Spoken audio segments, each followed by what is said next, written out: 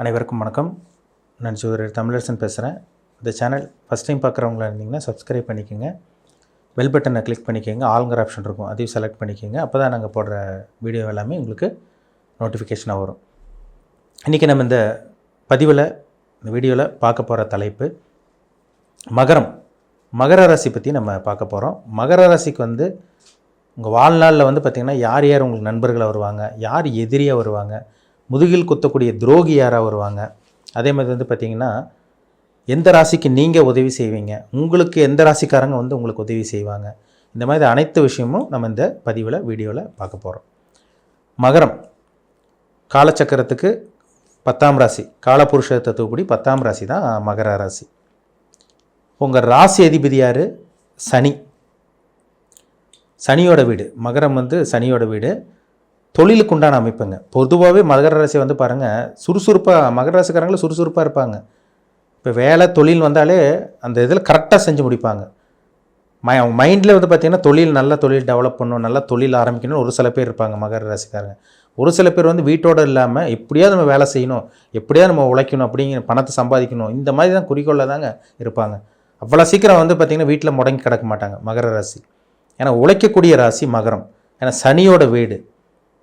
இது ஆணாக இருந்தாலும் சரி, பெண்ணாக இருந்தாலும் சரி, மகர ராசிக்காரங்க பார்த்திங்கன்னா உழைப்பாளிகள், உழைக்கக்கூடியவர்கள், திறமசாலிங்க. இவங்ககிட்ட வேகமும் இருக்கும், விவேகமும் இருக்கும், புத்திசாலியாக இருப்பாங்க. தொழில் வேலை விஷயத்துலலாம் பாருங்கள் கரெக்டாக இருப்பாங்க, பண விஷயத்துலலாம் கரெக்டாக இருப்பாங்க. சுறுசுறுப்பானவர்கள், துடிப்பானவர்கள் மகர ராசினியர்கள். இப்போ பார்த்திங்கன்னா எந்த ஒரு விஷயமா இருந்தாலும் பொறுமையாக இருந்து காரியத்தை சாதிக்கக்கூடியவங்க தான் மகர ராசிக்காரங்க. இப்போ இந்த ராசி அதிபதி, உங்கள் ராசி அதிபதி யார்? சனியாக வருவார். உங்கள் ராசிக்கு ஒரு சில ராசி செட் ஆகும், எப்பவுமே உங்களுக்கு நண்பர்களாக இருப்பாங்க. ஒரு சில ராசி உங்களுக்கு எதிரியாக இருப்பாங்க, அவங்களுக்கு ஆகவே ஆகாது. இப்போ மகர ராசிக்காரங்களுக்கு எந்தெந்த ராசி செட் ஆகும்னு நான் சொல்கிறேன். மகர ராசி செட் ஆகும். நண்பர்கள் நிறைய மகர ராசிக்காரங்க நண்பர்களாக வச்சுருப்பீங்க. அதே மாதிரி கும்பராசிக்காரங்க உங்களுக்கு ஒரு நல்ல ஒரு ராசியாக தான் இருக்கும். நண்பர்கள் பாருங்கள், கும்பராசிக்காரங்களும் உங்களுக்கு நண்பர்களாக தான் இருப்பாங்க. ரிஷபராசிக்காரங்க உங்களுக்கு நண்பர்களாக இருப்பாங்க. மிதன ராசிக்காரங்க உங்களுக்கு நண்பர்களாக இருப்பாங்க. கன்னி ராசிக்காரங்க உங்களுக்கு நண்பர்களாக இருப்பாங்க. துலாம் ராசிக்காரங்களும் உங்களுக்கு நண்பர்களாக இருப்பாங்க. இந்த 6 ராசி தாங்க. மகரம், கும்பம், ரிஷபம், மிதனம், கன்னி, துலாம். இந்த ராசிக்காரங்க தான் உங்களுக்கு ஒரு நல்ல ஒரு அட்டாச்மெண்ட்டாக இருப்பாங்க. நீங்கள் ஒன்று சொன்னால் அவங்க ஒன்று சொல்ல மாட்டாங்க. உங்கள் கருத்தை ஏற்றுக்குவாங்க, எது சொன்னாலும் ஏற்றுக்குவாங்க. ஒரு சில பேர்லாம் கருத்து வேறுபாடு, நீங்கள் அவங்க ஒன்று சொன்னால் அவங்க ஒன்று சொல்லுவாங்க, வேறு மாதிரி புரிஞ்சுக்குவாங்க. கருத்து வேறுபாடு, வேற்றுமை இருக்கும், செட் ஆகாது. ஆனால் நான் சொன்ன இந்த 6 ராசிக்காரங்களுக்கும் நல்ல ஒரு அந்யோன்யம் இருக்கும். ஒரு சில பேர்லாம் பாருங்கள், வாழ்க்கையில் இணைபிரியாத தம்பதிகள்லாம் பாருங்கள் இந்த ராசிக்குள்ளே தான் கல்யாணம் பண்ணியிருப்பாங்க. நண்பர்களே, உங்கள் சுற்றி இருக்க நண்பர்கள் இந்த 6 ராசிக்குள்ளே தான் இருப்பாங்க, நெருங்கிய நண்பர்கள். உங்களை சுற்றி இருக்கவங்க பாருங்கள், சின்ன வயசுலேருந்து பழகிற நண்பர், ஸ்கூல் படிச்சிருக்கலாம், இல்லை காலேஜ் படிச்சிருக்கலாம், இல்லை வேலை செய்கிற இடத்துல உங்களுக்கு நண்பர்கள் இருப்பாங்க. இந்த 6 ராசிக்குள்ளே தான் உங்களுக்கு நண்பர்கள் இருப்பாங்க, நிச்சயமாக இருக்கும். அது மாற்றவே முடியாது. ஏன்னா இவங்க தான் உங்களுக்கு செட் ஆவாங்க, இவங்க தான் உங்களுக்கு நல்ல ஒரு அண்டர்ஸ்டாண்டிங்கோடு இருப்பாங்க உங்களுக்கு. ஒரு சில ராசிக்கோட மகர ராசிக்காரங்க அளவாக பழகிற மாதிரி இருக்கும். அது எந்த ராசினா, மீன ராசிக்காரங்க கூட சமமாக பழகுவாங்க மகர ராசிக்காரங்க. மீன ராசிக்காரங்க நீங்கள் அளவாக தான் பழகுவீங்க. மேச ராசிக்காரங்க கூட நீங்கள் அளவாக தான் பழகிற மாதிரி வரும். அதே மாதிரி உங்களுக்கு பார்த்திங்கன்னா விருச்சிக ராசிக்காரங்க கூட நீங்கள் அளவாக பழகிற மாதிரி தான் வரும். தனுசு ராசிக்காரங்க கூட சமமாக பழகுவீங்க. அதாவது மகர ராசி நேயர்கள் பார்த்திங்கன்னா மீனம், அதே மாதிரி பார்த்திங்கன்னா மீனம், விருச்சிகம், தனுசு, இந்த ராசிக்காரங்க கூட மேஷம், இந்த ராசிக்காரங்க கூட அளவாக பழகிற மாதிரி தான் இருக்கும். உங்களுக்கு ஆகவே ஆகாது, எனக்கு இவங்களை கண்டாலே பிடிக்கலைங்க சார், இவங்ககிட்ட அடிக்கடி எனக்கு பிரச்சனை வருது, இவங்கனால தான் எனக்கு தொல்லையே வருது, இவங்கனாலே எனக்கு பிரச்சனை வருது, இவங்கனாலேயே தான் எனக்கு வம்பு தும்பு வருது, இவங்கனாலே கோர்ட்டு கேஸ் பிரச்சனை, அசிங்கமான எல்லாம் வருதுன்னு சொல்கிறாங்க பார்த்தீங்களா. அது எந்த ராசின்னு பார்த்தீங்கன்னா, உங்களுக்கு கடகராசியும் உங்களுக்கு பிரச்சனை வரும் அதிகமாக. இது 100%, 100% எது பிரச்சனைனா சிம்ம ராசிக்காரங்க தான். சிம்மத்துக்கும் மகரத்துக்கும் ஆகவே ஆகாது. ஏன்னா சூரியனோட பையன் தான் சனியோடைய தந்தை தான் சூரியன் சொல்லப்பட்டிருக்கு. அதனால் பார்த்திங்கன்னா சூரியனுக்கு சனி எப்பயுமே ஆகாது. ஏன்னா சூரியன் வெளிச்ச கிரகம், ஒளி கிரகம், நெருப்பு கிரகம். சனி இருள் கிரகம். அப்போ வெளிச்சத்துக்கும் இருட்டுக்கு எப்படி ஒத்து வரும்? அதனால தான் ஜாதகத்தில் சூரியனும் சனி சேர்ந்தால் அப்பாவுக்கும் பையனுக்கும் ஏதோ ஒரு காலகட்டத்தில் பிரச்சனை வரும்னு சொல்லப்பட்டிருக்கு. அப்போது மகர ராசி நேயர்கள் சிம்மராசி நேயர்கள்கிட்ட கவனமாக இருக்கிறது, எச்சரிக்கையாக இருக்கிறது, ஜாக்கிரதையாக இருக்கிறது ரொம்ப ரொம்ப அவசியம். மகரத்துக்கும் சிம்மத்துக்கு ஆகாதுங்க. ஏன்னா மகரத்துக்கு சிம்மம் 8ஆம் வீடாக வந்துடும், சிம்மத்துக்கு மகரம் 6ஆம் வீடாக வரும், 6வது ராசியாக வந்துடும். 6, 8 வந்துட்டாலே, எதிரி ராசியாக வந்துட்டாலே பக்காவான அது ஷஷ்டாஷ்டக தோஷமாக வந்துடும். சுத்தமாக ஆகாது. அவங்களுக்கு இவங்களுக்கு ஆகாது. சிம்மத்துக்கு மகரத்துக்கு ஆகாது, மகரத்துக்கு சிம்மத்துக்கு ஆகவே ஆகாது. அப்போ எச்சரிக்கையாக இருக்கணும் இந்த ராசிக்கிட்ட. கடகத்துக்குமே அதே மாதிரி தான். ஒரு சில பேர்த்துக்குள்ள கடகத்துக்குமே ஆகாமல் போயிடுது. ஏன்னா கடகம் சந்திரனோட வீடு, அது ஒளி கிரகம். ஒரு சில பேர்த்துக்கு இருள் சந்திரனாக வரும். ஆனால் கடகத்துக்கும் மகரத்துக்குமே ஆகாமல் தான் இருக்கும். சரிங்களா? அதனால் கடகராசிக்காரங்கிட்ட எச்சரிக்கையாக இருக்கணும். சிம்மராசிக்காரங்கிட்ட மகர ராசிக்காரங்க ரொம்ப ரொம்ப ரொம்ப ஜாக்கிரதையாக இருக்கணும்.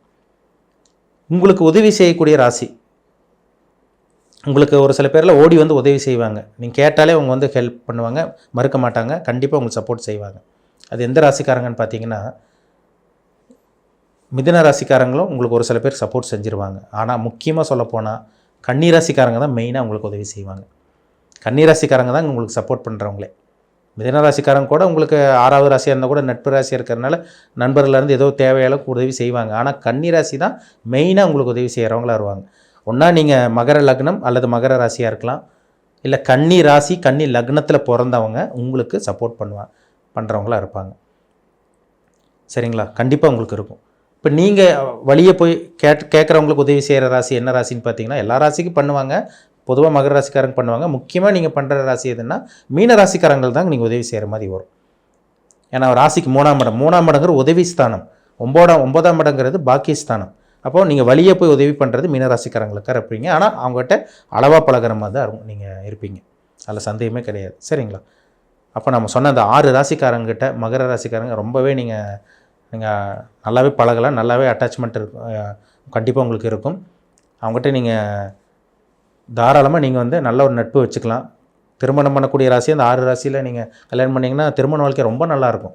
மகரத்துக்கு வந்து மகரம் செட் ஆகும், கும்பம் செட் ஆகும், ரிஷபம், மிதுனம், கன்னி, துலாம், இந்த 6 ராசி நல்லா அண்டர்ஸ்டாண்டிங்காக இருக்குங்க. நல்லா செட் ஆகும், நல்லா ஒத்து போயிடும். நான் சொன்னது சிம்மராசிக்காரங்கட்டையும் கடகராசிக்காரங்கட்டையும் மட்டும் மகர ராசிக்காரங்க ஜாக்கிரதையாக இருக்கணும். அது சிம்மங்கிறது ரொம்பவே கவனமாக இருக்கணும். சரிங்களா?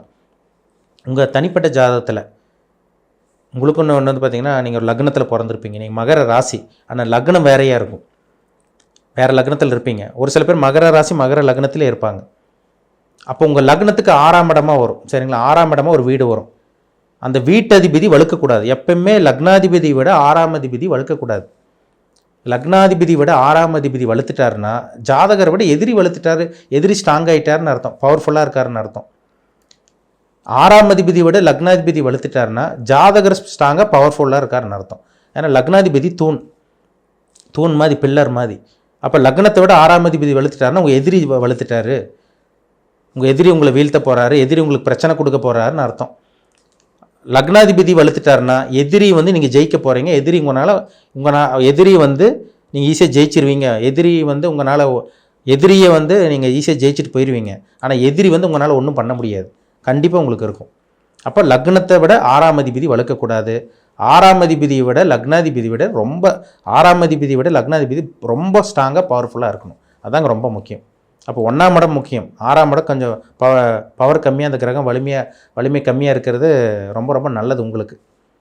அப்போ லக்னாதிபதி ஸ்ட்ராங்காக இருக்கணும், 6ஆம் அதிபதி வலு கம்மியாக இருக்கணும், அதுதான் விஷயமே. சரிங்களா? உங்கள் ஜாதகத்தில் அந்த அமைப்பு இருக்கான்னு பாருங்கள். அப்படி இருந்தால் தான் அந்த கோர்ட்டு கேஸ் பிரச்சனை, வம்பு வழக்கு பிரச்சனை, அசிங்கமானத்தெல்லாம் நீங்கள் ஈஸியாக ஜெயிக்க முடியும். இல்லைன்னா உங்களை அவங்க ஈஸியாக ஜெயிச்சுட்டு போயிட்டே இருப்பாங்க. உங்களால் ஒன்றும் பண்ண முடியாது. உடல் வலிமை இருக்கலாம், மன வலிமை இருக்கலாம், ஆனால் உங்களால் ஜெயிக்க முடியாது. அவங்க ஈஸியாக ஜெயிச்சுட்டு போயிடுவாங்க. உடல் தோற்றத்துக்கும் அந்த மைண்ட் செட்டுக்கும் சம்மந்தமே கிடையாதுங்க. நேரம் நல்லா இருக்கா, நம்ம நேரம் நல்லா இருக்கா, எதிரி ஜெயிப்போமா இல்லை எதிரி நம்மளை ஜெயிச்சிருவாங்களா, இதை நம்ம பார்த்தா துல்லியமாக சொல்லிட முடியும். சரிங்களா?